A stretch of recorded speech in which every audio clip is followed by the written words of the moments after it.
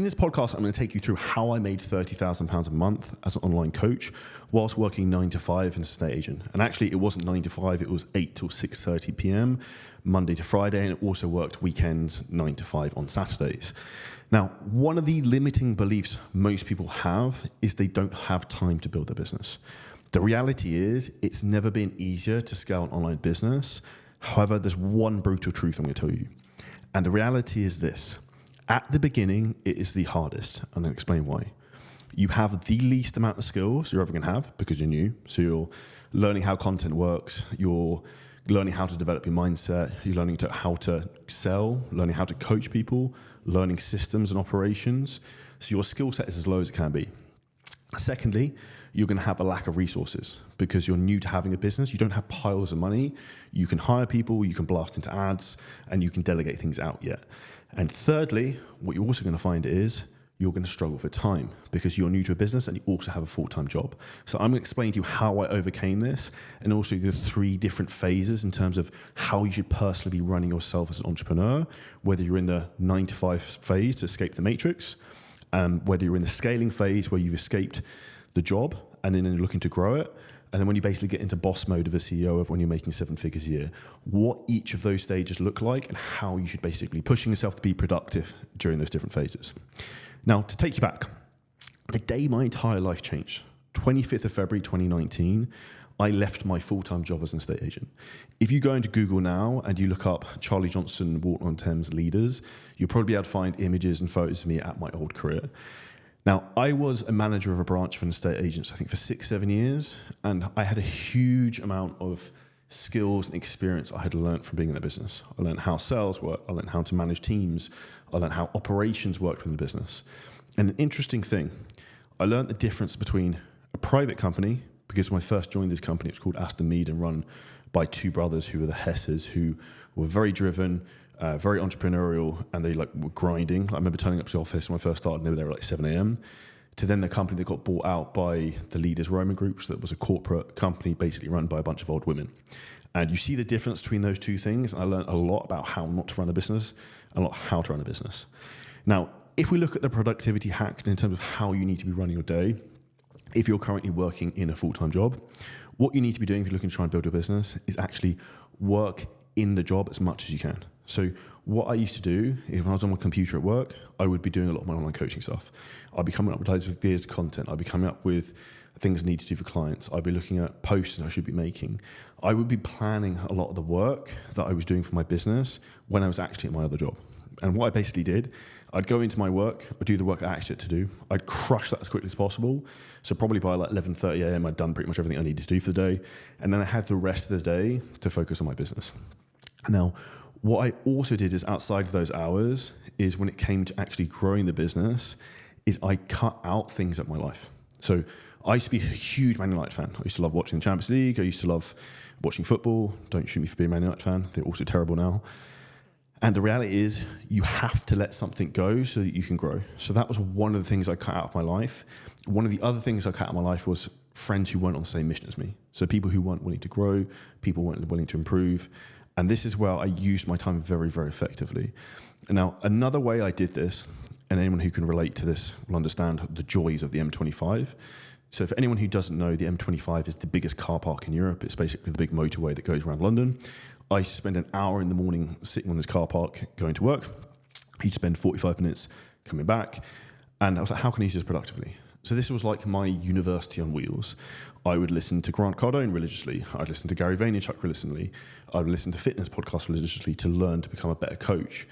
So I was utilizing every hour of the day to do 3 things. 1, understand how better to get attention.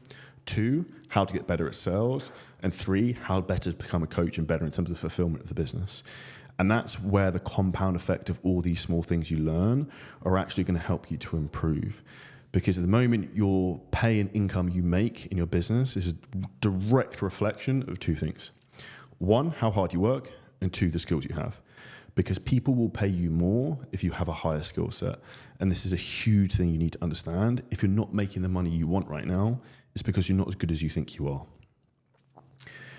Now, one of the ways you can really do this effectively in terms of actually how to blast out building a business when you're working in the 9 to 5 is understand this very simple equation, is what outputs drive the inputs. So like, what are the things you do every single day in the business that bring in money and bring in leads? And those are the things you focus on. So one of the things I learned when I was an estate agent was focusing on the 3-4 things I need to do every day that make money. And there's something called the Pareto principle, which is essentially where 20% of the work you do creates 80% of the results. So what do you think you should do if you want to be efficient in terms of growing a business, making money and being successful? Focus on those 20% of things. So one of the things I would suggest you work out is what are the 20% of things you need to do to grow your business? So 1 would be researching content. 2 would be making great content and getting traffic. 3 would be booking in sales calls. 4 would be closing sales calls. And that's essentially it in terms of front-end revenue. And the quicker you don't understand and have these skills, the longer you're going to be paying the ignorance tax of not knowing how to make 10K a month, not knowing how to make 20K a month, not knowing how to make 30K a month. And I know what it feels like to be stuck in a job where you feel like you have no freedom, because the reality is if you actually look back at what slavery was, and this was obviously a couple hundred years ago, but slavery essentially was where you worked for someone and you basically got housing and food. Now essentially what happens in modern day society, and particularly in the UK, is you work in a job, you get paid minimal amount, you pay huge amounts in terms of living costs, just covering enough to eat and then pay for your living like expenses like your house. So modern day slavery just has money in the middle because you don't really have more freedom unless you actually grow your business. So the big things you actually need to understand is that for you to get to where you want to be, you have to identify what the things are you need to do, and then you just need to work really, really, really hard and consistently, and then you can go and achieve the things like other people have done. And one of the best ways I found to do this personally, in particular when I was in the stage of my previous career as an estate agent, was working the weekends. So Saturday and Sunday is where I would get so far ahead in terms of building my business. And like, it doesn't mean you have to work all day, but if you put 3 to 4 hours of focused work in on a Saturday or Sunday, you can literally scale a business like crazy. The reality is, and you probably listen to this and watching this right now, aren't willing to do it. But the people who are willing to do it are the people who grow. And a lot of people will tell you a load of bullshit that you don't have to work hard to grow a business online, to leave your 9 to 5 job. I hate to break it to you, as the only mentor who's actually had a 7-figure business in the last 10 years, there will be a lot of older guys who have been in the industry who are dinosaurs who would tell you you don't have to work that hard. The reality is you do, but you just need to be efficient with what you're doing the right things. Now, once you've done that, the biggest mistake I actually made was not making the jump and leaving my full-time job earlier, because I was too comfortable. I was making maybe 5,000-6,000 a month from my full-time job, covered all my living expenses easily, and then I was making like 20-30K a month online. I was laughing. No pressure at all on me, loads of money coming in. And I also was doing one thing which is insane, which I was going to talk about in a second, is when I transitioned, and we're going to phase 2 of this now, productivity, to go into the scaling phase, essentially where I left my full-time job, I had 200 online coaching clients myself. And I'm going to explain to you exactly what my week looked like and how I planned everything out. So if I look on a day-to-day basis, essentially what I did is I would get up very early at around 5 a.m. and I was grinding. I was like building funnels, building websites, learning ads, writing copy, writing emails, learning how all this stuff works. Because the most important thing you need to do is you need to learn all these small skills. Because when you learn them, they're like a force multiplier that bounce off of each other. So if you learn copywriting, you learn how to talk on camera, you learn how to sell, like all these things bounce off one another. And this is a huge thing you need to understand, that if you have skill deficiencies, if you just fix that one thing, it will make it so much easier for you to be successful. And this is often the one thing you don't want to do is the one thing you need to do. And if I'm transparent with my own background, my weakest skill originally was sales. I felt uncomfortable selling. But if you feel uncomfortable selling and you don't learn to actually fix that problem, you will remain poor, because this is the number one thing that will help you to become successful. Now, if I look at my day-to-day routine when I left my full-time job in 25th of February 2019, what I essentially did is I get up at 5, grind, build all the shit. I would probably get to about 8, 9 a.m. I'd go maybe train for 2 hours or so. I'd drive to the gym, drive back. On the way to the gym, on the way back from the gym, I'd listen to podcasts, be learning, come back, maybe work for another hour or 2 on building stuff, content, whatever it might be. And then I'd probably take sales calls, probably for the rest of the day, and team calls and hiring people and all this type of stuff.